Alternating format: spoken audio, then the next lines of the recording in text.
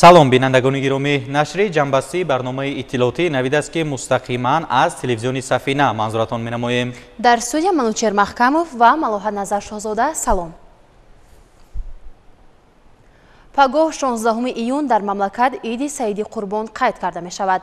Асосгузори сулҳу ваҳдати миллӣ, пешвои миллат, президенти ҷумҳурии Тоҷикистон муҳтарам Эмомалӣ Раҳмон сокинони мамлакатро ба муносибати фаро расидани Иди Саиди Қурбон табрик намуданд.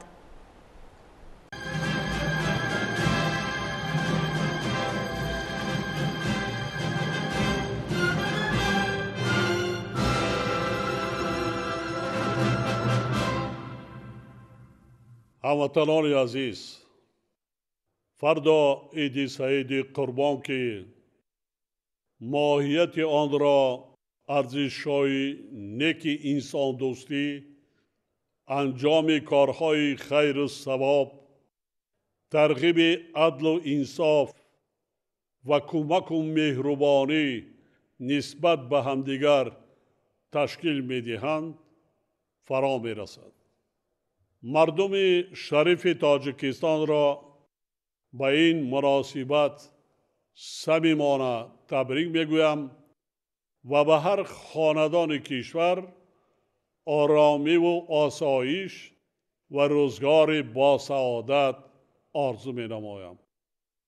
тибқи таълимоти дини мубини ислом, ҳикмати ин иди муқаддас пеш аз ҳама احترام و شناخت قدر و منزلت همدیگر، بخصوص پدر و مادران، دیگر کلانسالان، شکرانه زندگی آرام و آسوده، آمرزش گناه ها، خیر و سخاوت، ترغیب راستی و رستگاری و صفای باطنی این شخصی مسلمان می باشد. در خاطر باید داشت که عید قربان توی یا مراسم نیست که باعث وزنی شدن وضع مالی انسان و اعضای عائله وی گردد. رسوم و آداب آن، ادای نماز عید و قربانی کردن تنها از جانب شخصان دارای امکانیت مساعد مالی می باشد. اصل و ماهیت قربانی غمخواری در حق همدیگر، رحم و شفقت و جهت دستگیری مردم کمبضاعت به خیر و سخاوت جلب نمودن مردم دارا می باشد. تکراراً خاطر نشان می نمایم که قربانی کردن تنها به شخصان واجب است که امکانیت مساعد مالیوی دارند و در مسئله تأمینات اهل عائله آنها مشکلی وجود ندارد. یعنی قربانی کردن برای همه مؤمنان شرط و حتمی نیست و انجام دادن این عمل به قدرت و توانایی هر شخص وابسته می باشد. در آیت 286 سوره بقره قرآن مجید ذکر شده است که خدا بر هیچ کس جز به اندازه تواناییش واجب نمی کند. آنهایی که آیین قربانی را انجام می دهند باید قربانی را در نوبت اول به خواهر و برادر و خویشاوندان نیازمند خود، عائله های کم بضاعت دیگر شخصان احتیاجمند و همسایه ها دهند. همچنین در عرفه عید قربان مؤمنان به زیارت خانه خدا می روند که یکی از ارکان دین مبین اسلام می باشد. در رابطه با این قابل ذکر است که در کشور صاحب استقلال ما در اساس کنستیتوسیا به شهروندان آزادی وجدان و آزادی پیروی به دین کفالت داده شده است و دولت و حکومت مملکت آن را همچون یکی از رکنهای مهم حقوق و آزادی‌های انسان حفظ و تأمین می نماید. حالا در کشور ما بیش از 4000 مسجد در خدمت نمازگزاران قرار دارد. یعنی با 2.5 هزار نفر یک مسجد راست می آید. حالا که این نشان دهنده در کشورهای اعضای اتحاد دولت‌های مستقل 3.5 هزار و در ممالک دیگر جهان 5.5 هزار را تشکیل می دهد. در 70 سال زمان گذشته در کشور ما همگی 17 مسجد فعالیت داشت و خلاص. تا امروز بیش از 255 هزار شهروندان تاجیکستان مراسم حج فرضی و زیاده از 400 هزار نفر سفر عمره را به جا آوردند. امروز ها باز هزاران نفر دیگر به زیارت خانه خدا رهسپار شدند. این در حال است که طی 70 سال دوران گذشته همگی 29 نفر شهروندان ما مراسم حج را به جا آورده بودند. وابسته به این یک نکته مهم را تاکید می نمایم. روش منطقی بنیاد دولت ملی ما طلب می کند که هم ارزش‌های معنوی، هم رسم و آیین‌ها و هم سنت و عنعنه‌های فرهنگ اجدادی باید برای تحکیم صاحب استقلالی و صاحب اختیاری و امنیت دولت و جامعه مساعدت نمایند.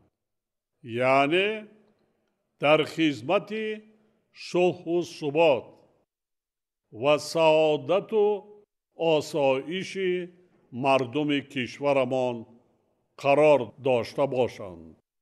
زیرا اگر در کشور صلح و آسایش برقرار و پایدار نباشد، ما و شما نمی توانیم که رسم و آیین‌ها و سنت و عنعنه‌های ملی و اعتقادیمان را عملی سازیم و فریضه‌های دینی خود را به جا آوریم.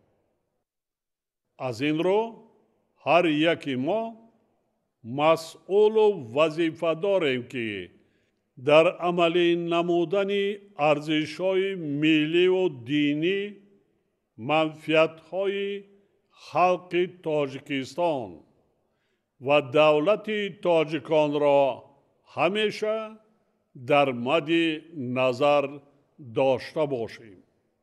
ما باید در یاد داشته باشیم که هم آهنگی درست و عاقلانه ارزش‌های ملی و اعتقادی با منفعت‌های مردم کشور و وطن عزیزمان کفالت استواری و بردوامی دولتداری ملی ما می باشد. خیر و سخاوت، دستگیری یتیمان و معیوبان، عائله های کمبزاعت، صرفه سرشته‌کاری و رعایت معیارهای مقرر کرده قانون تنظیم، یعنی تأمین ولایت قانون، تربیت فرزندان، آموزاندن علم و دانش، کسب و هنر به آنها و آماده کردن متخصصان سازنده و ایجادکار مهمترین کارهای می باشند که باید در این سمت انجام داده شوند.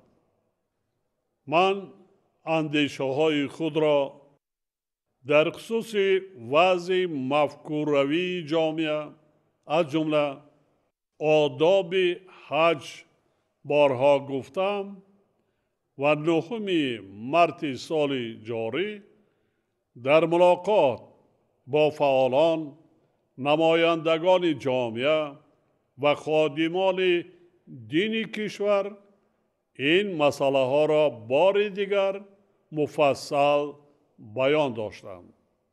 از جمله تاکید نمودم که وقتهای آخر وضع هموطنان ما در انجام دادن مراسم حج با زیاده روی و نمایشکاری را داده، زیارت خانه خدا را با یک نمود مسابقه مبدل ساخته ایستادند.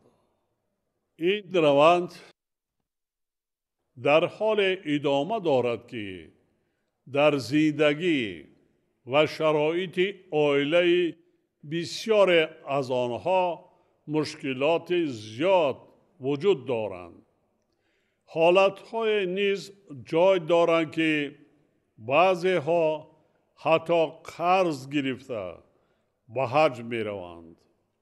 در هر دو حالت، یعنی هم در صورتی که آدمان با داشتن مشکلات در زندگی عائلویشان و هم با گرفتن قرض این کار را انجام می دهند، آداب و رسوم حج و ایران و حکمت آن علت پذیر می گردد.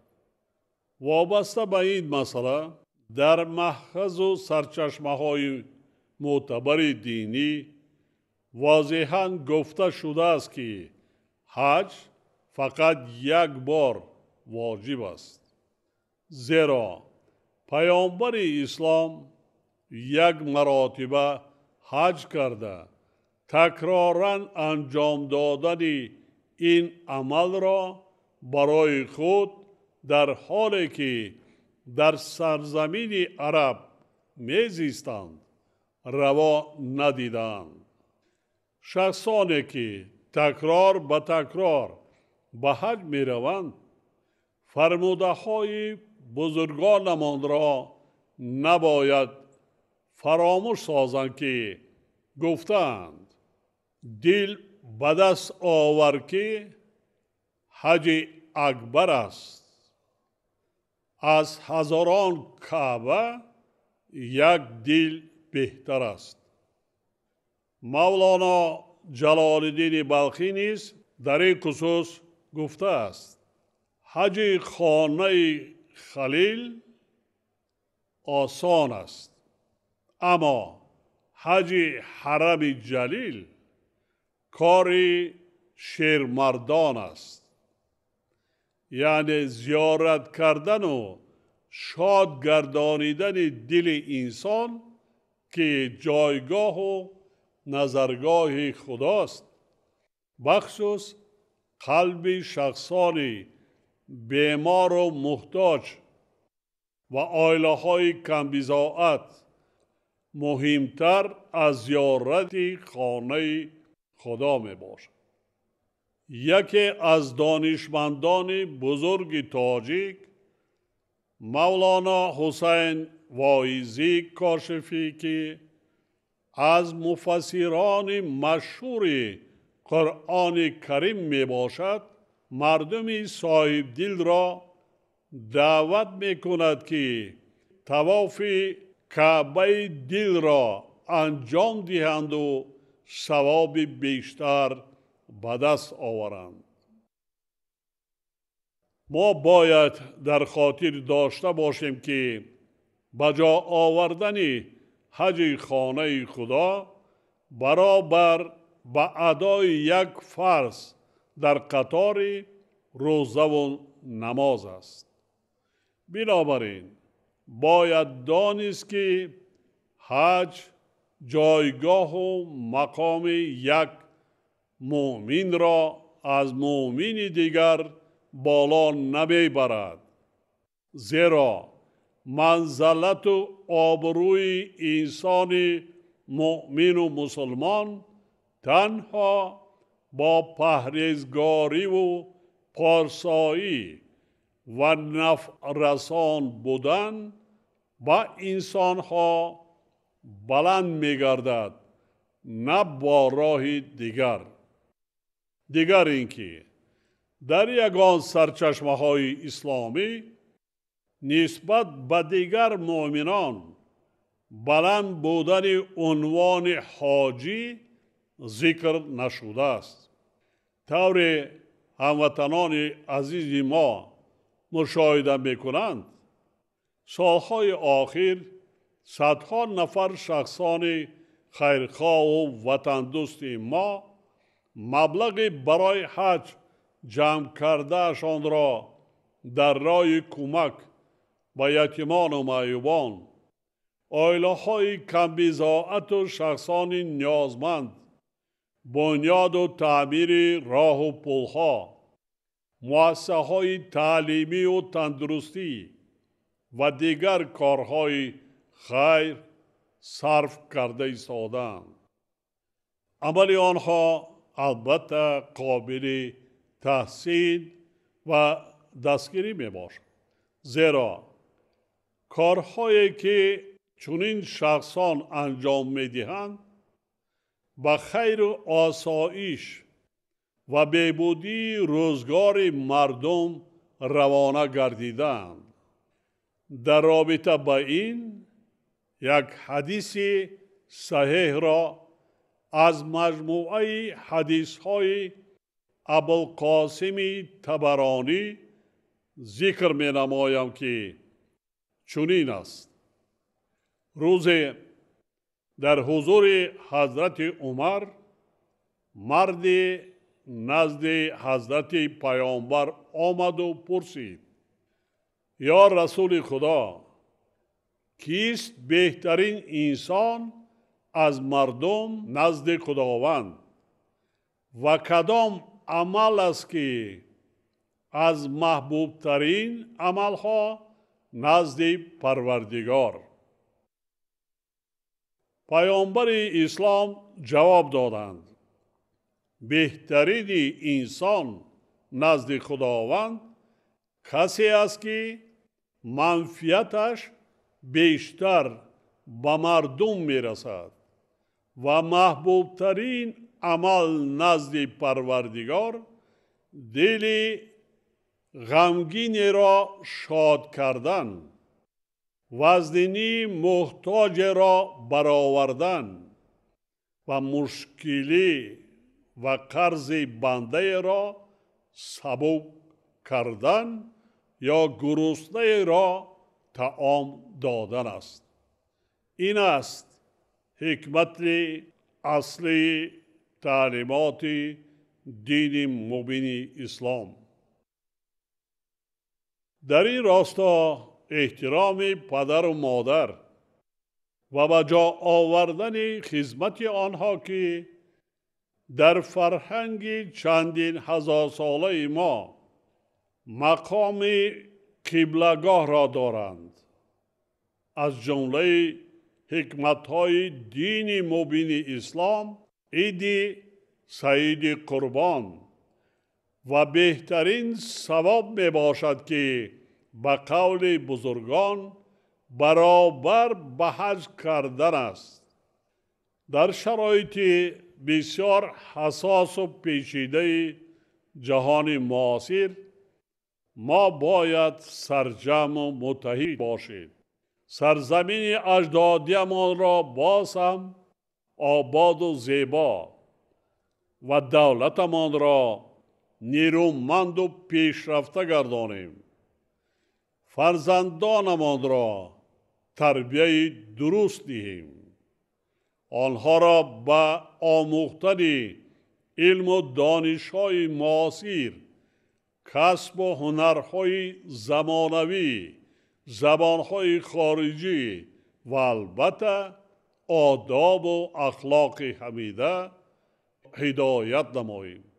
در این روند باید به تعلیم و تربیت دخترانمان، یعنی با سواد و صاحب کسب و هنر گردانیدن آنها اعتبار مخصوص دهیم. ما باید همیشه شکرانه کنیم که دولت صاحب اختیار و وطن آزاد و آباد داریم. جهانیان ملت تاجیک را با فرهنگ و تمدن باستانیش می شناسند و تشبس‌های سازنده دولت تاجیکان را جانبداری می کنند. ما باید همیشه و در هر جای دنیا از تاجیک بودن خود افتخار کنیم. زیرا ما ملت تمدن ساز و فرهنگی و صاحبان رسم و آیین‌های ملی می باشیم که ماهیت و جوهر و معنی آنها را در هر دور و زمان اندیشه های انسان دوستانه و خیرخواهانه تشکیل می دهند. محض زبان، فرهنگ و تمدن و رسم و آیین‌های ملی تاجیکان بودند که ما را در دوره‌های وزنی‌ترین تاریخی حفظ کردند و به این روزهای نیک رسانیدند.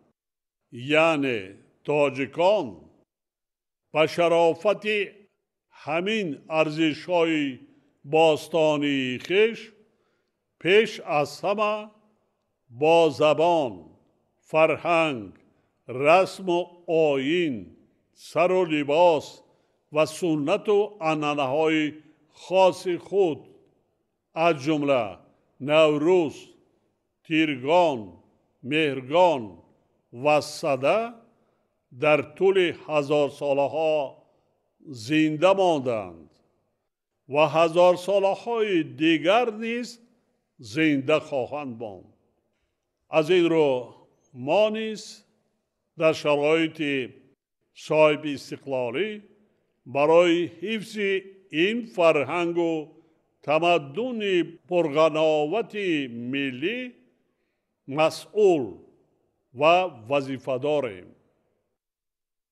ما با افتخار بیان می داریم که به مذهب دیگر، به جهانبینی و مفکوره دیگر، به عرف و عادت، رسم و آیین، سر لباس و فرهنگ و معنویات بیگانه احتیاج نداریم. زیرا همه این ارزش‌ها را ما در آمیزش برجسته با خصوصیت‌های صرف ملی خودمان داشتیم و داریم.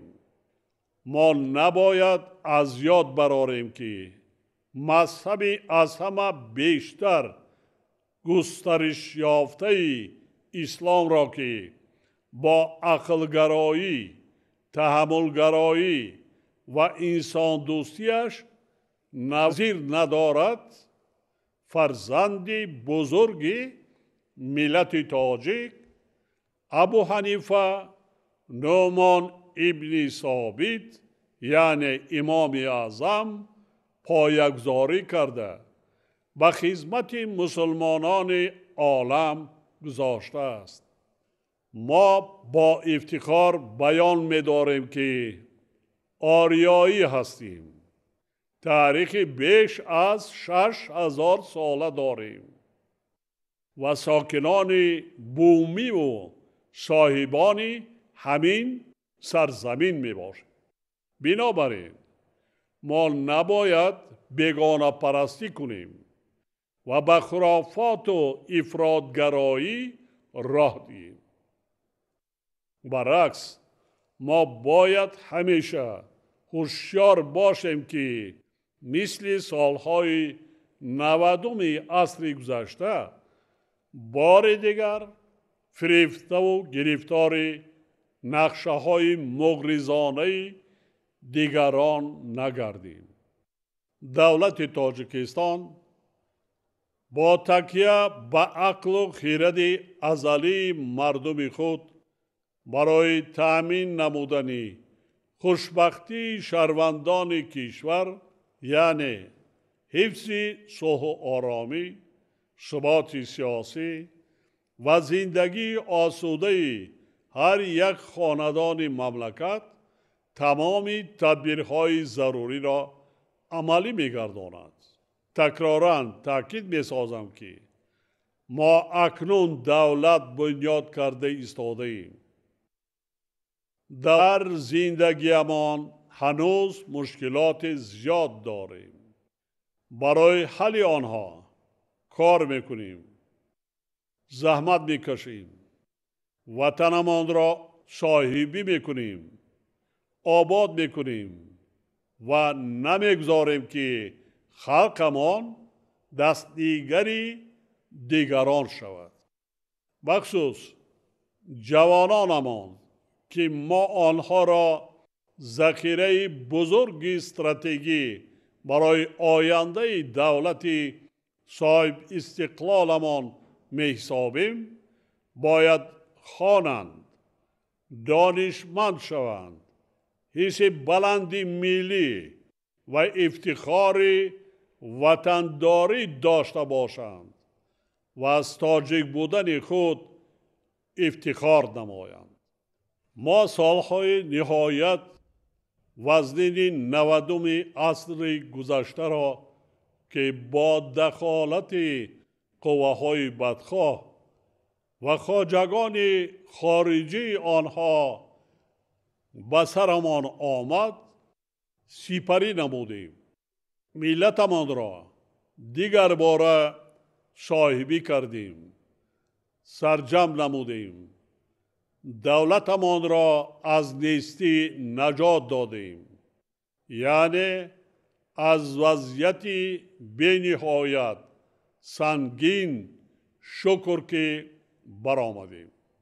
از این رو باید چون هر وقت زحمت کشیم، بخصوص حاصل فراوان بهار امساله را که به شرافت طبیعت بیشتاسا و از برکت کشاورزان با ننگ و ناموسمان میسر گردیده است بی تلف جمع آوری نماییم.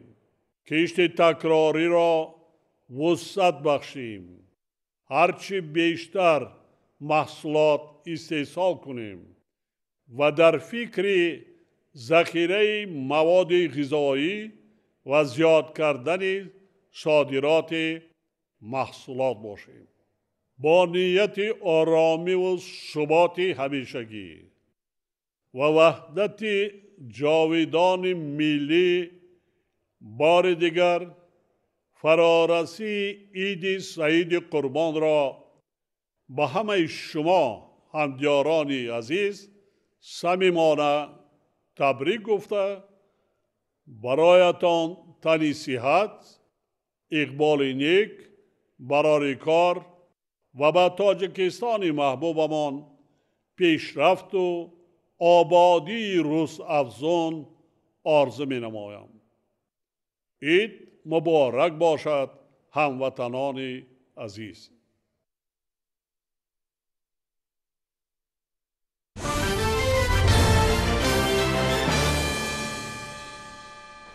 در پیروی به تشبث و اقدام‌های انساندوستانه پیشوای ملت محترم امامعلی رحمان از جانب رئیس شهر دوشنبه محترم رستم امامعلی در عرفه عید سعید قربان به بیش از 13,000 نفر یتیمان کول، بپرستاران و معیوبان و شخصان احتیاجمند و نیازمند و کارمندان ریاست‌های استفاده بری راه‌های پایتخت کمک‌ها رسانیده شد.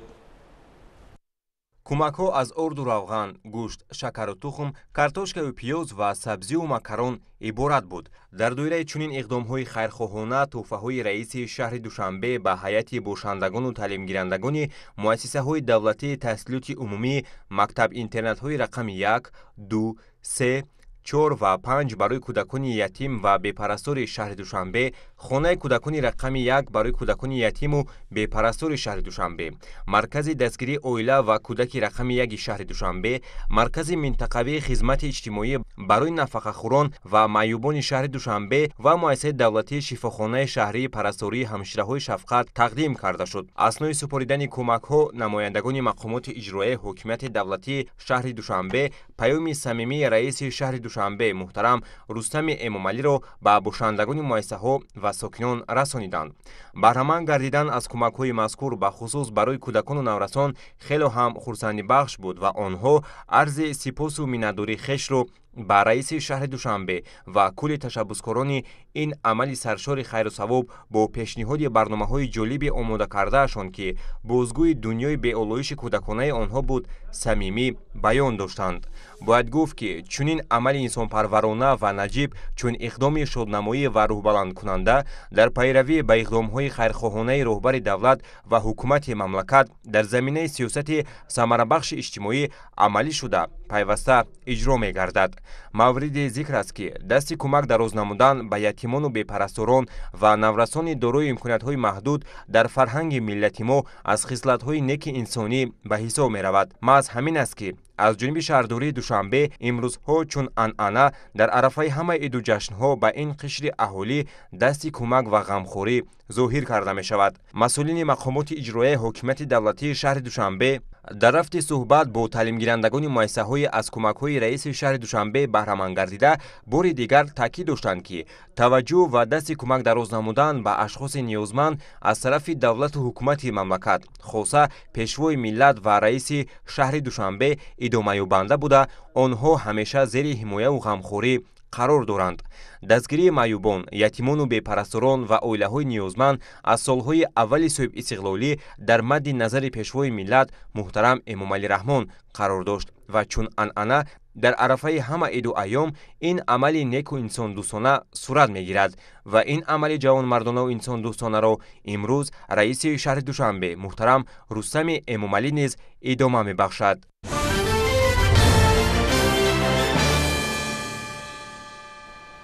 با قرار رئیس شهر دوشنبه در پایتخت دور دومی آزمون جمهوریوی هنرآموز برگزار شد. این آزمون که به گاهی دیروز دایر گردید، ده‌ها نفر هنرمندان پایتخت را از 4 ناحیه شهر دوشنبه به هم آورد. تفصیلات بیشتر در گزارش همکاران ما. در باغ فرهنگ فراغتی جوانان دور دوم آزمون جمهوریوی هنر آموز برگزار گردید. هنرمندان چیره دسته که از دور اول به دور دوم آزمون را خط گرفته بودند، در گوشه‌های الهیده نمونه‌های گوناگون هنرهای خویش را به معرض تماشا گذاشتند. مهمانان سراول از نمایش هنرهای مردمی دیدن کرده به محصول کار هنرمندان بهای بلند دادند. ما هنرمندان را به اینجا تکلیف کردیم از روی نامیناسیون‌های پاپورزنی، گچکاری، زردوزی، کندال و کلولگری. در این فستیوال هنرمندان ما محصول دست خود را پیشنهاد کردند و میخواهند که در این فستیوال اشتراک کرده جایهای اول را سزاوار کردند. озмун аз рӯи 7 номинатсия кандакорӣ, чӯбтарошӣ, сабадбофӣ, гаҷкорӣ, кундалнигорӣ, оинабандӣ, заргарӣ, мисгарӣ ва оҳангарӣ, ороиш аз санг, кулолгарӣ, читгарӣ, зардӯзӣ ва попурӣ, намадбофӣ ва қолинбофӣ доир гардид. аз рӯи ҳар як номинатсия ғолибони ҷойҳои якум, дуюм ва сеюм муайян гардида бо мукофотҳои пулӣ, дипломҳои дараҷаи 1, 2 ва 3 сарфароз гардонида шуданд. бояд гуфт ки мақсад аз баргузории озмун рушди фаъолияти ҳунармандӣ, ҳифз ва нигоҳдории мероси ғайримоддии фарҳангӣ, тарбияи ҳисси зебоипарастӣ, хештаншиносӣ, ҳунармандӣ ва ватандӯстӣ, эҳёи анъанаҳои аҷдодии ҳунарҳои мардумӣ ва оммавӣ, гардонидани суннатҳои беҳтарини ҳунарҳои мардумӣ, тарғиби таҷрибаи пешқадами ҳунармандони варзида, муаррифии намудҳои гуногуни маҳсулоти ҳунармандӣ ва дастгирию ҳавасмандгардонии ҳунармандон буда, инчунин барои ба шуғл фаро гирифтани аҳолӣ ва беҳтар гардидани сатҳи зиндагии мардум мусоидат менамояд. ман зиёда аз 15 сол мешавад ки дар ҳамин соҳаи кулолгарӣ машғул ҳастам ва имрӯз ман кулоли хурда пешниҳод кардам. дар ин ҷо ман ҳаракат кардам беҳтарин анъанаҳои кулоли ҳазорсолая дар ҳамин кулол истифода кунам ва аз рӯи ҳамин номинатсия баҳогузорӣ шуд. ман бисёр хурсандам. он чизе ки ҳунаре ки дорам ҳамавақт ман пешниҳод мекунам барои мардум, барои меҳмонои пойтахт, барои мардуми пойтахт. ҳадафи ин фестивал эҳё намудани ҳунарҳои миллии ниёгон, баланд бардоштани ифтихори миллӣ, арҷгузорӣ ба фарҳанги воло, тарбияи зебоипарастӣ, тарғибу ташвиқи либоси миллӣ, ба касбомӯзӣ ҷалб кардани занону духтарон ва ба наслҳои оянда пешкаш намудану ба мерос мондани ҳунари аҷдодӣ мебошад.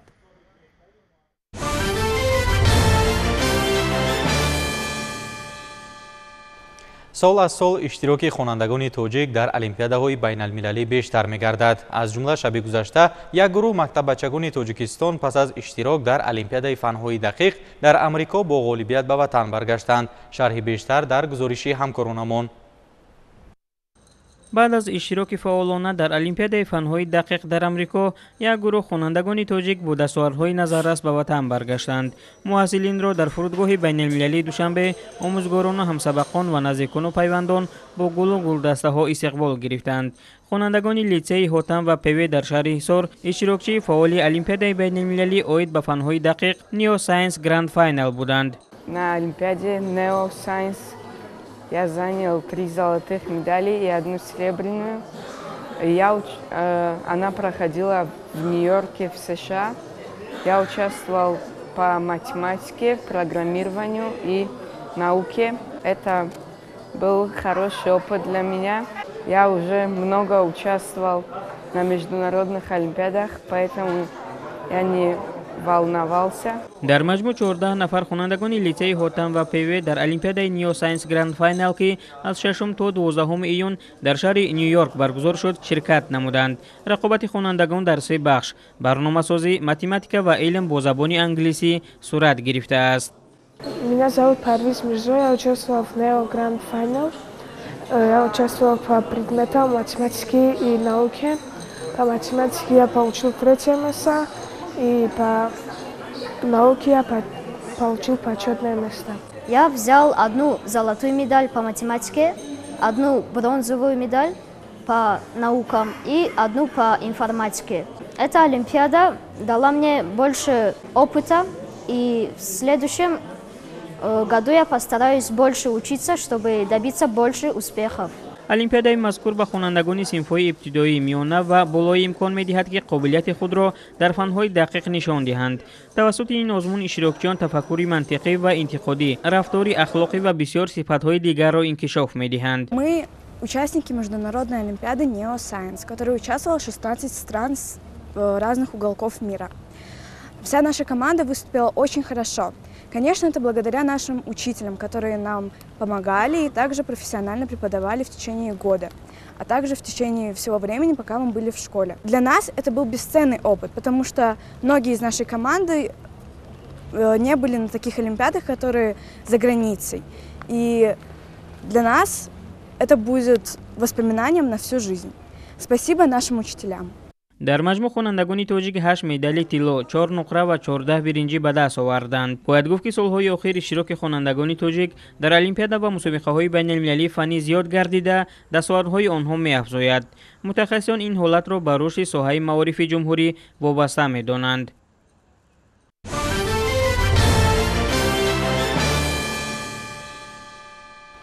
тамошобинони гиромӣ, ин буд хабарҳои ин соат ки мустақиман манзуратон омадем. бароятон истироҳати хуш таманно дорем. Саломат бошед.